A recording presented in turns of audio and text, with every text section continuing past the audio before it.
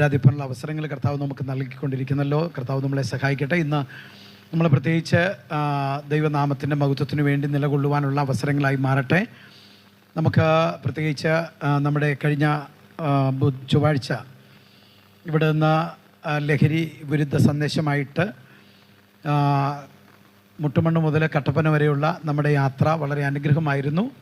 അതിൽ എക്സ്പീരിയൻസ്ഡ് ആയിട്ടുള്ള പ്രിയപ്പെട്ടവർ കാര്യങ്ങൾ ഷെയർ ചെയ്യാനിടയായി തീർന്നു.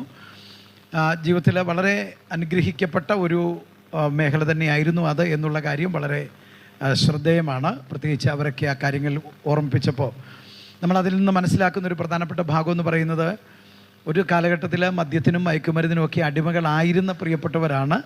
അതിൽ നിന്ന് വിമുക്തിയായപ്പോൾ അവർ അതിന് എതിരായിട്ട് എന്ന് പറഞ്ഞാൽ അതുകൊണ്ടുള്ള തകർച്ച മനസ്സിലാക്കിയവർ ആ കാര്യങ്ങൾ പറയാൻ തക്കവണ്ണമുള്ള അവസരങ്ങൾ ഉണ്ടായി എന്ന് പറയുന്നത് വളരെ